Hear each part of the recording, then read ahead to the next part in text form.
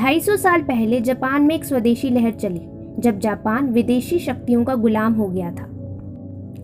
16वीं सदी में जापान के राजा से एक छोटी सी गलती हो गई। गलती ये हुई कि उसने हॉलैंड की एक कंपनी को जापान में व्यापार करने का लाइसेंस दे दिया, जैसे जहांगीर ने ईस्ट इंडिया कंपनी को दे दिया था। हॉलैंड की कंपनी नागासाकी में घुस गई।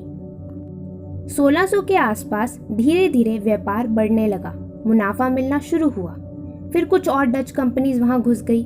डच लोगों की मदद से स्पेनिश लोग वहां पहुंच गए, फिर उनकी मदद से कुछ फ्रांसीसी लोग पहुंच गए और पीछे से अंग्रेज पहुंच गए और अंत में वहां अमेरिकी भी पहुंच गए।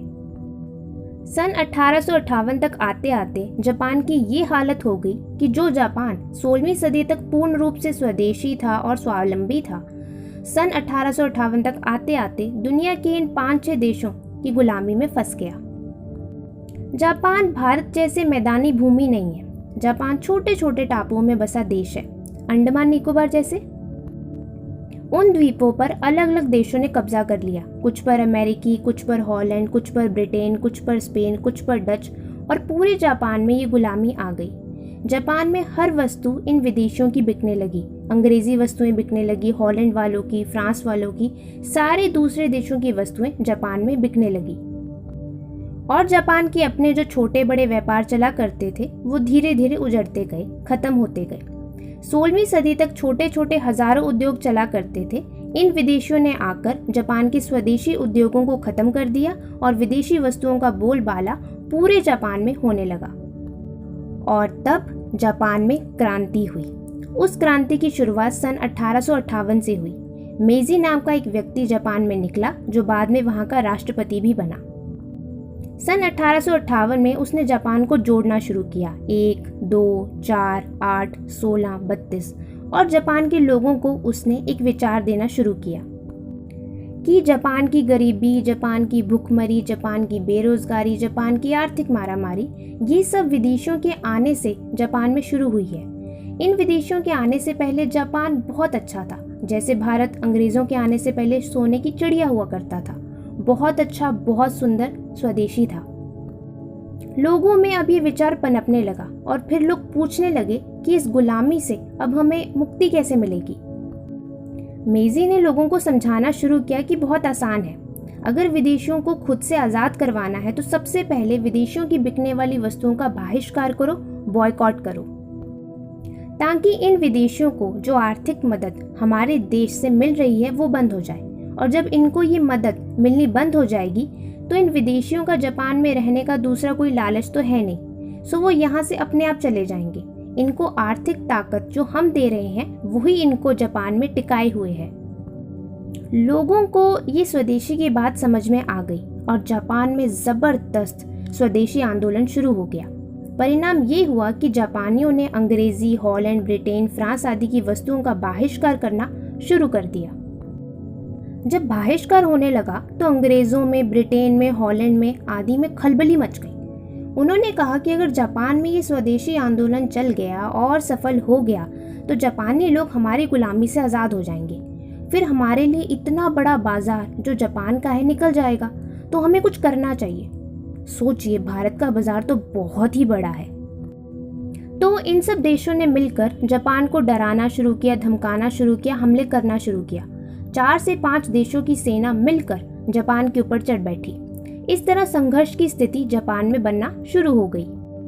एक समय ऐसा आया कि जापान में जो स्वदेशी आंदोलन के समर्थक लोग थे, सहयोगी लोग थे, विदेशियों की सेना के सामने सैनिक युद्ध में हारने लगे, क्योंकि उस समय जापान के पास इतनी सैनिक शक्ति नहीं थी। आप सोचिए, ये 5 देश एक तरफ, जापान एक तरफ, इन 5 देशों की सेना एक तरफ और जापान छोटा सा टापुओं का देश एक तरफ। जापान के लोग सैनिक युद्ध में तो हारने लगे, पर उनके मन में जो युद्ध चल रहा था वो बहुत ही ज्यादा ताकतवर था। जापानियों ने तय कर लिया, फैसला कर लिया कि अगर हम सैनिक रूप से हार भी गए और मान लो इन विदेशियों का कब्जा हम पर फिर से हो गया, तो भी हम अपने जीवन में इन विदेशियों की कोई वस्तु का उपयोग नहीं करेंगे, भले ही हमें भूखे मर जाना पड़े या बिना उस वस्तु के रह जाना पड़े। आपको सुनकर बहुत हैरानी होगी, बहुत आश्चर्य होगा। जापान के लोगों ने उस जमाने में अपने यहाँ खाने पीने की वस्तुएं जो बहुत ही कम पैदा होती हैं, विदेशों से लेना बंद कर दिया। अमेरिका से आया हुआ संतरा, सेब जापान के लोगों ने खाना बंद कर दिया। विदेशों से आए हुए चावल और चीनी का जापानियों ने पूरी तरह बहिष्कार कर दिया। एक एक वस्तु का पूरे देश में बहिष्कार होता गया और धीरे धीरे जापान के लोगों ने सैनिक युद्ध में हारने के बाद भी स्वदेशी के युद्ध में जीतना शुरू कर दिया। एक बहुत ही रोचक बात है कि जब ये स्वदेशी आंदोलन जापान में चल रहा था, तब उसमें जो स्वदेशी का आंदोलन चलाने वाले लोग थे, उन्होंने मिलकर फैसला किया कि जैसे बड़े बड़े देश अमेरिका, फ्रांस, हॉलैंड, ब्रिटेन की कंपनियां यहाँ आकर व्यापार कर रही हैं, हमारी अर्थव्यवस्था को खराब कर रही हैं, तो क्यों ना हम छोटी छोटी या बड़ी बड़ी स्वदेशी कंपनियां बनाएं और उन्हें आगे लेकर आएं, ताकि वो कंपनियां विदेशी कंपनियों से टक्कर ले सकें और जापान में जिन सामानों की ज़रूरत है उन सामानों का उत्पादन करके लोगों को दे सके। सबसे पहली जो जापान की स्वदेशी कंपनी बनी, जो स्वदेशी आंदोलन की गर्भ में से पैदा हुई, वो थी मित्सुबिशी। आपने इसका नाम सुना ही होगा। जापान की सबसे बड़ी कंपनियों में से एक और जापान की सबसे बड़ी स्वदेशी कंपनियों में से एक है। फिर मित्सुबिशी में जापानी लोगों की भर्ती शुरू हुई। अब उन्हें टेक्नोलॉजी सीखनी थी, क्योंकि उस समय बहुत अच्छी टेक्नोलॉजी नहीं थी, तो मित्सुबिशी के इंजीनियर्स को विदेश पढ़ने के लिए भेजा जाता था। सबसे ज़्यादा पढ़ने के लिए जाते थे जर्मनी, पढ़ के वापस आते और जापान के लोगों के लिए टेक्नोलॉजी बनाते थे। इनका तरीका क्या था कि जर्मनी में गए, वहाँ मशीनों को देखा, मशीनों को खोला, खोलने के बाद फिर वापस जोड़ा, फिर खोला, फिर बंद किया। इतने में मशीन बनाना सीख लेते थे और वापस आकर वैसी की वैसी मशीन बना देते थे जैसी वहाँ पे देखी थी। इस तरह से जापान में मशीनरी का निर्माण होना शुरू हुआ। इस तरह से टेक्नोलॉजी को बढ़ावा मिलना शुरू हुआ। टेक्नोलॉजी जैसे जैसे बढ़ती गई, वैसे ही मित्सुबिशी के नीचे काम करने वाली कंपनियों की संख्या भी बढ़ने लगी। एक समय ऐसा आया कि मित्सुबिशी एक कंपनी और उसके नीचे सैकड़ों सैकड़ों दूसरी छोटी छोटी कंपनीज, फिर और कंपनीज निकली और सब फैलने लगा। एक समय ऐसा आया कि जो ये विदेशी कंपनियां सामान बनाती थी, उससे ज़्यादा अच्छा और सस्ता सामान जापानी कंपनियों ने बनाना शुरू कर दिया और इन विदेशी कंपनियों को स्वदेशी जापानी कंपनियों ने जापान के बाजार में बुरी तरह से पीट दिया और एक एक करके ये सब विदेशी कंपनियां जापान से निकलती गई और धीरे धीरे जापान बेहतर होता गया। और जापान आज सारी दुनिया के सामने जो खड़ा है, ये स्वदेशी आंदोलन में से पैदा हुआ जापान है। बाहर से सीखा, उसे वापस आकर जापानीज में हजारों लाखों करोड़ों लोगों को सिखा दिया और ऐसे जापान बढ़ गया। एक जमाने का जापान जो पूरी तरह से विदेशी ताकतों के नीचे दबा था, आज पूरी ताकत के साथ विदेशियों के सामने सीना ठोक कर खड़ा हुआ है। जापान की जनसंख्या उत्तर प्रदेश की जनसंख्या से कम है। जापान जमीनी तौर पर भी उत्तर प्रदेश से छोटा है, लेकिन जापान आज सारी दुनिया में सबसे मजबूत है और अमेरिका को टक्कर दे रहा है और अमेरिका की बड़ी बड़ी कंपनीज को जापानियों ने खरीद लिया है। अमेरिका की अर्थव्यवस्था पर जापान का बहुत बड़े स्तर पर कब्जा है। जापान में चावल कोदो किस्म का होता है, जिसकी क्वालिटी अच्छी नहीं होती। कोदो से लाख गुना अच्छा चावल दुनिया के और देशों में पैदा होता है। भारत का बासमती दुनिया का सबसे अच्छा चावल है। जापानियों से पूछो कि कोदो खाते हो? हाँ खाते हैं। क्वालिटी में अच्छा नहीं है? हाँ नहीं है। किसी भी जापानी से आप पूछोगे आप बाहर से क्यों नहीं मंगवा लेते, भारत से बासमती खरीद कर क्यों नहीं खा लेते? अच्छे फल नहीं होते जापान में। गाय भैंस पाल नहीं सकते क्योंकि चरा नहीं सकते। सो बिना दूध की चाय पीते हैं। जब कहो कि दूसरे देश से दूध क्यों नहीं खरीद लेते अपनी चाय में डालने के लिए, एक ही जवाब आपको मिलेगा, कोई चीज़ हमारे देश की है, घटिया क्वालिटी की है, सबसे रद्दी क्वालिटी की है, फिर भी हम उसी का इस्तेमाल करेंगे क्योंकि वो स्वदेशी है, स्वदेशी है, स्वदेशी है। यही स्वदेशी की भावना देश को आगे बढ़ाती है और बनाती है। एक आखिरी बात, जापान की कमनसीबी देखिए।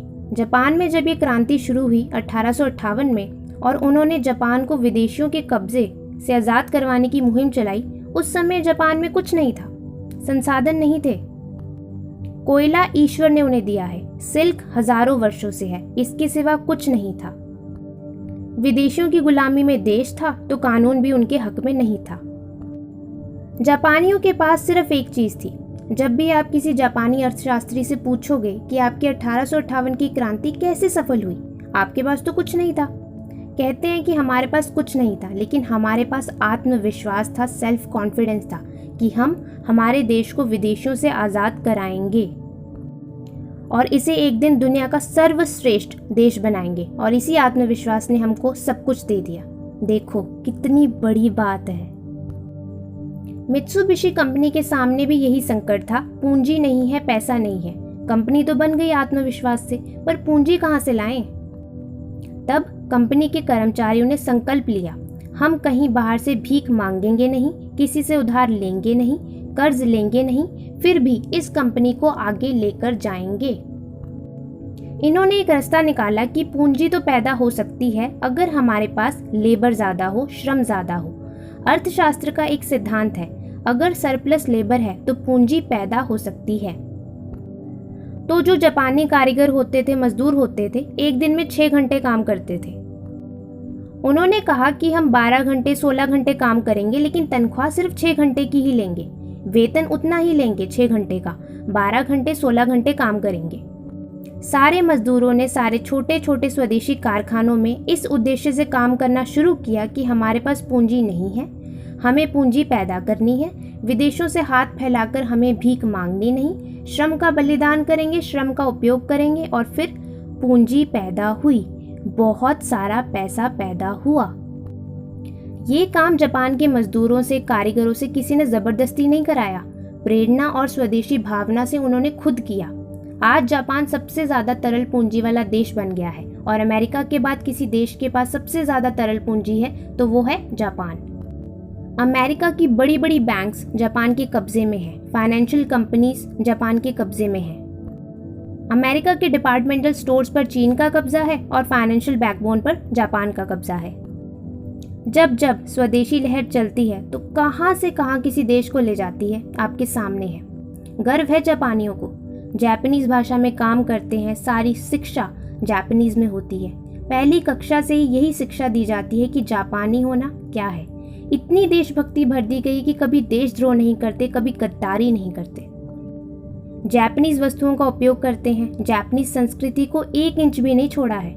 जमीन को पवित्र मानते हैं और उसी पर बैठकर सब काम करते हैं। बड़े से बड़े करोड़पति के घर में जाओ, कोई सोफा कोई बेड नहीं मिलेगा, सब जमीन पर बैठते हैं, खाते हैं, सोते हैं। संस्कृति को नहीं छोड़ा, सभ्यता को नहीं छोड़ा, धर्म को नहीं छोड़ा। भाषा, पहनावा, स्वदेशीपन, देशभक्ति खून में है, रग रग में है। भ्रष्टाचार का कोई मामला खुल जाए और गलती से अखबार में छप जाए, इतनी शर्म आती है कि मंत्री खुद फांसी लगा लेता है। कहता है कि मेरे देश की बदनामी हो, इससे अच्छा मैं खुद ही मर जाऊं। कितने ही प्रधानमंत्री आत्महत्या कर गए आत्मसम्मान बचाने के लिए। जापान जैसे देश जिसकी जनसंख्या हमसे कम, जमीनी तौर पर हमसे बहुत कम, संसाधन हमसे कम, सभ्यता संस्कृति शायद हमसे कम पुरानी, इन सब चीज़ों में हमसे कम होने पर भी अगर जापान सफल हो सकता है, स्वदेशी लहर चला सकता है, अपने देश को स्वावलंबी स्वाभिमानी बना सकता है, तो हम क्यों नहीं? हम क्यों नहीं? हमारी ताकत 1000 गुना ज़्यादा है। हमारी आबादी तो हमारा गहना है, हमारे मजदूर किसान हमारा गहना है, हमारी उपजाऊ ज़मीन, हमारे देश का मौसम हमारा गहना है, हमारे शास्त्र ग्रंथ हमारा गहना है। तो क्यों इन गहनों को उतार रहे हो? क्यों इनका इस्तेमाल नहीं करते? आखिर क्यों? भारत के लोग, भारत की ज़मीन अपने आप में सोना है, चांदी है।